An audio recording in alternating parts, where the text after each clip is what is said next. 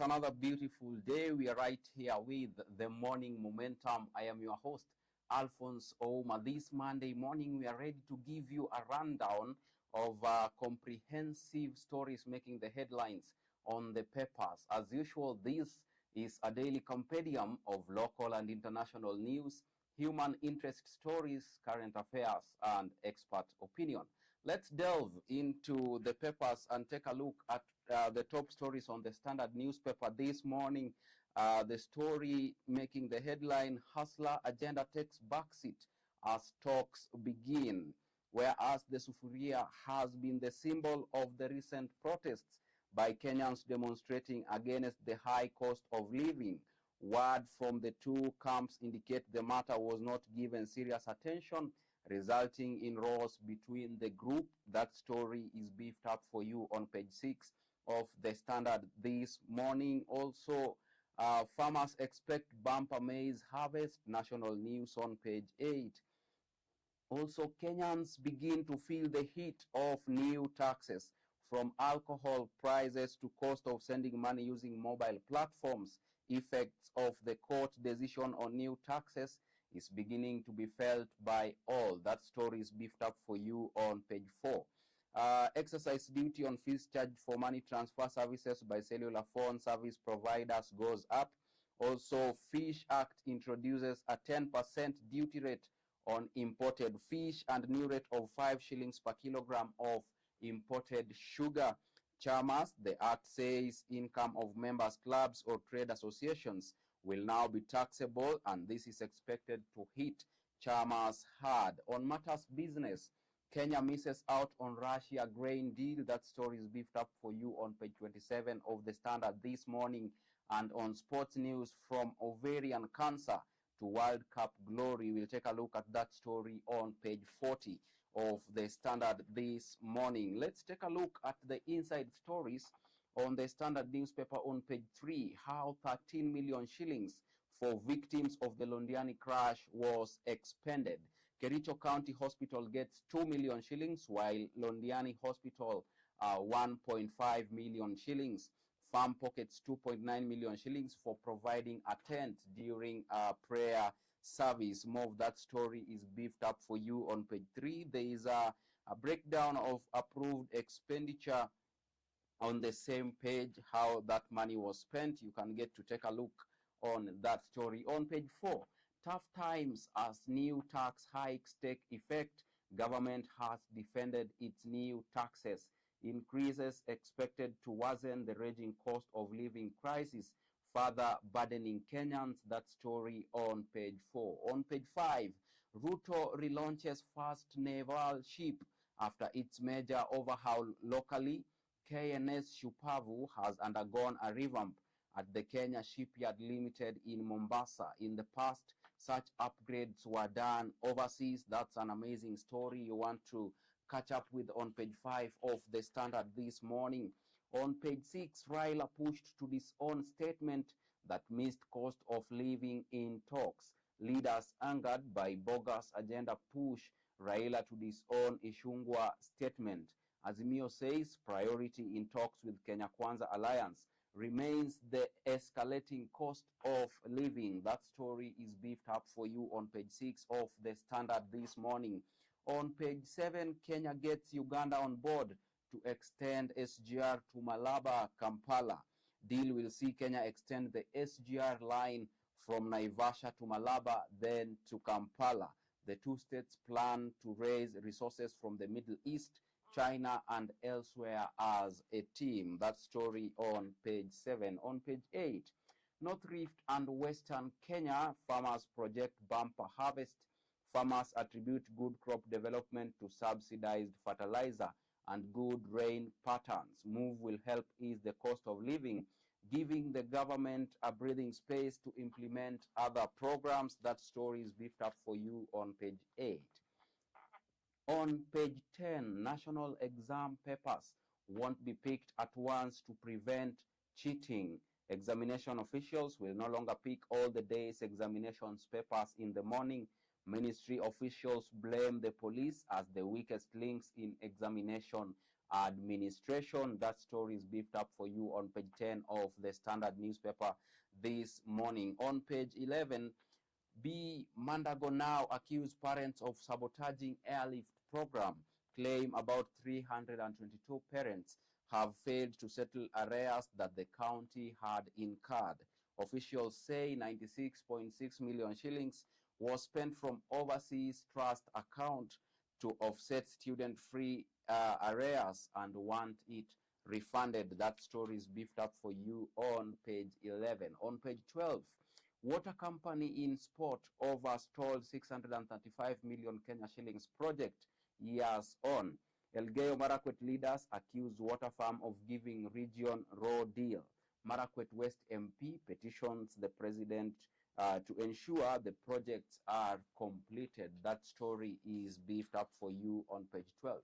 Let's take a look at expert opinion. The question of the day: does Kenya need mediation by foreign leaders? Now, Sam Muthusi, an economist or slash community leader, says yes, skilled foreign mediators are impartial. On the other hand, John Kaguchia Mukurueini MP says it's Raila's ploy to join the government, so he stands at no. More expert opinion is beefed up for you on page 15. Page 16, hold demonstrations without trampling on the rights of children. That story, you can catch up with it on page 16. And Article 37 of the Constitution provides the right for every Kenyan to peaceably and unarmed assemble, demonstrate, picket, and to present petitions to public authorities. On page 18, why access to affordable drugs holds the key to achieve universal health coverage. KEMSA has promised to remove bottlenecks that may deny Kenyans affordable health care. Kenya imports most medicines. In 2021, it imported products worth 776.76 million US dollars. That story on page 18. There is an article for health and science for those who love matters to do with health. Now, let's take a look at international news on the Standard this morning. Heat wave in Europe. How hot is too hot for the human body? The United Nations has warned we now live in the era of global boiling. When it's hot, your body has one simple goal: to keep the core temperature around your heart, lungs, liver, and other organs at about 37 degrees Celsius. You can get to read that story on page 29. On page 30, big EU economists report mixed performances amid high inflation. According to data firm Statista, the inflation rate in the EU was 6.4% in June, with prices rising fastest in Hungary, which had an inflation rate of 19.9%. The inflation rates in France, Germany, Ireland, and Sweden stood at 5.3%, 6.8%, 4.8%, and 6.3% respectively. On page 31, Putin says Russia does not reject peace talks, but Putin also said there could be no ceasefire while the Ukrainian army was on the offensive. Both Ukraine and Russia have previously said they will not come to the negotiation table without certain preconditions. More of that story on page 31. And now let's delve into sports news on the Standard this morning. Matters golf. Karume recaptures Craig Bowell after two previous wins. The former Kenya one posted 72 gross to edge out Lady Amateur Joyce Wanjiru. This was the third time Karume is winning the title after triumphs in 2004 and 2019. More of that story is beefed up for you on page 37. On page 38, after ending 32-year national hockey title drought, Nyamira are ready for East Africa. The Siaya County heavyweights want to end Kenya's 5-year disappointment at East Africa. Nyamira Principal Ambassador promises more from her team next year in netball, handball, and volleyball. More of that story on page 39. On the cover page of the Standard newspaper, from ovarian cancer to Women's World Cup glory, Linda has scored in 2 of Colombia's 3 Women's World Cups ever. Age 18, Caicedo has made 16 senior Colombia appearances, scoring 6 goals. Also, Matters World Cup, unsung Nigeria Falcons ready to soar higher. Nigeria were underestimated in the underappreciated leading into the Women's World Cup, but have proven their critics wrong. That story on the cover page of the Standard newspaper. Let's take a short break, and then we come back with the top stories on the Daily Nation.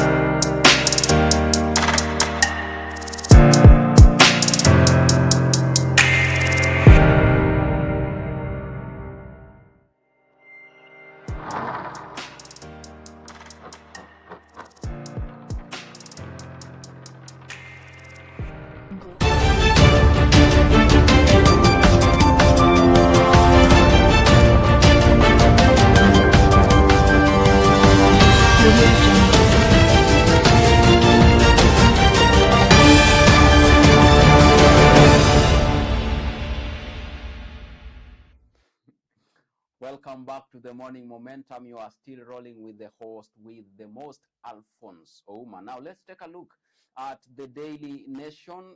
Bitter taste. Dear sugar is the top story making the headline on the Daily Nation. Buying sugar is now leaving a bitter taste in the mouths of Kenyans as prices of the sweetener have hit a record high, but in a twin below. The prices are set to rise even further in the coming days after the government introduced excise duty on sugar imports and temporarily suspended local milling. That story on page 7. Now, there are statistics here. Sugar prices are retailing at between 225 shillings and 250 shillings per kg. Retailers are now selling a 2-kilo packet of the sweetener at between 460 and 490 shillings. Last week, sugar millers in Western and Nyanza region shut operations over an acute cane shortage. The country will now rely on Sony Sugar, Transmara Sugar, Sukari Industries, and Kwale International Sugar Company Limited for sugar. That story is beefed up for you on page 7. Also on page 4 and page 5. Ruto-Raila clash on talks agenda. President William Ruto and Azimio chief Raila Odinga's camps have clashed over the terms of reference for talks initiated by the international community, with the opposition disowning a statement released by the government side and insisting that the high cost of living must be on the table. That story on page 4 and page 5. On page 2, pay us our dues or won't mark exams. Teachers now threaten. NAT warns they will disrupt tests if they are not paid their 2022 arrears. On matters health, hepatitis deaths to eclipse TB, HIV, and malaria, warns World Health Organization. World Health Organization sounds an alarm on current hepatitis infection trends, which show that the disease now kills about 1 million people worldwide each year. Let's take a look at the stories inside the Daily Nation this morning. Teachers warn of exam boycott on delay to pay them for 2022 services. Teachers who supervised, invigilated, and marked KCPE and KCSE exams last year are yet to be paid, NAT says. On page 3, Indagasi under fire over peace critical of fierce Mugo. University Dawn draws the wrath of netizens as well as colleagues in the academia. Indagasi criticized for attacking Mugo's person instead of work. That story is picked up for you on page 3 of the Daily Nation this morning. On page 4, Ruto-Raila camps clash on key issues ahead of talks. A purported joint statement only signed by Mr. Ichung'wah outlined 5 issues to be discussed by the 10-member committee. The president has flatly rejected calls by the opposition to include the cost of living among the topics to be discussed in the bipartisan talks. That story is beefed up for you on page 4 and page 5 this morning on the Daily Nation. Let's take a look at page 6. Why MPs bid to curb soaring power costs should be an exercise in futility. Lawmakers have called for negotiation of contracts while some unions want them cancelled altogether. There have been several attempts by Parliament and the executive to bring down the cost of electricity. More of that story on page 6. On page 7, why sugar prices are set to increase even further. It's a bitter taste. Prices of the sweetener have jumped at the fastest rate over the past 12 months. That story is beefed up for you on page 7 of the Daily Nation this morning. On page 8, hepatitis deaths to eclipse TB, HIV, and malaria. World Health Organization says the disease that affects the liver can be prevented through vaccination. That story is beefed up for you on page 8 this morning. On page 10, Kenyans face higher water bills as tariffs are increased. Wasreb issued new tariffs for Kisumu, Uasin Gishu, Kakamega, Nyeri, Laikipia, and Kiambu counties. That story is beefed up for you on page 10 of the Standard this morning. Let's take a look at expert opinion. Preventive health is key to achieving universal health care dream. You can get to read that story on page 12 this morning. Also, addicts need helping, not jailing. That story is beefed up for you on page 13. Those are sentiments by Kaltum D. Guyo, who says, and I quote, "It's fraudulent for universities to offer a degree course knowing very well that it won't translate to employment." You can catch that story on page 13. Let's shift gears and take a look at county news on the Daily Nation this morning. County hires 1,000 youths to help repair rural roads. This is a Tharakanithi initiative, is also a strategy to keep idle youths from alcohol and drugs. You can get to read that story on page 18. In Kitui, Machakos County moved to regulate sand harvesting. Uncontrolled sand harvesting has led to degradation of rivers. That story is beefed up for you on page 19. Let's shift gears to some international news this morning on the Daily Nation. Niger sanctions on cards as West African leaders meet. Summit discusses the latest military coup to hit the Sahel region. Russia says thwarted Ukrainian drone raids on Moscow and Crimea. That story is on page 20 this morning. And now let's take a look at sports news this morning. But before we do that, let's delve into business news. 11 farms get nod to import industrial sugar. Some 11 Kenyan farms have been cleared to import a total of 124,800 tons of sugar under special East Africa Community Tax for manufacture of various industrial products, including soda. You can read that story on page 23. Also, interbank lending rate surges to 80-year record. Kenya continues to witness liquidity in money market. That story is beefed up for you on page 23 of the Daily Nation this morning. Let's take a look at sports news now and see what is making the headlines on the Daily Nation this morning in matters sports. Now, we start with tennis. Okutoi blows away the field in Tunisia. Next stop, Kenya Open slotted for August 7th at 7th to 13th at Nairobi Club. Kenya's relay team also in the hands of fate. Kenya's 4x400 meters mixed relay team will keep its fingers crossed and hope its ranking remains intact at midnight of last night to qualify for the World Athletics Championships. That story is beefed up for you on page 37 of the Daily Nation this morning. Also, true Gor fans should rescue the club from jaws of despair. It's official, Gor Mahia are not taking part in the continental competition this season. It is painful, it is heart-shattering, it is numbing. What makes it even harder to bear the pain is that we, the fans, are going to pay a heavy price for the ineptness and chaotic management style of those we have charged with running the affairs of our beloved club. You can get to read that story on page 28. On page 38, on page 39, Nation FC continue thrilling as multi-choice unveil English Premier League package. Good news for GoTV subscribers as pay TV outfit announces GoTV Super Plus bouquet for new season. Also, Nation Media Group maintain winning ways with second title within a month. You can get to read that story on page 39 of the Daily Nation this morning. On the cover page, it's all about football.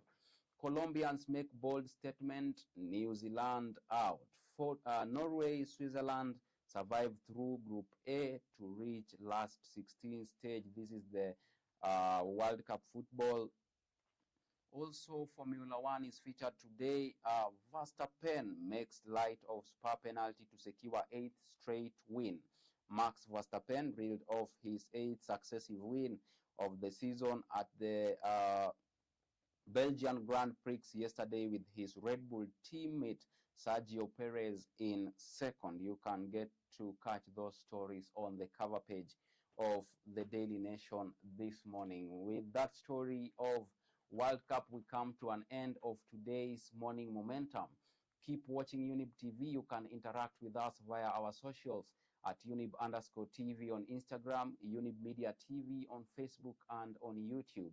You can as well follow me at my personal handles at _Albakwekwe on Instagram and at Alfonsoh Albakwekwe on Facebook. Many thanks to all those who made this broadcast a success.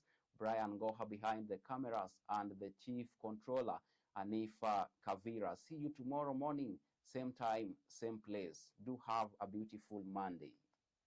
Ngoha.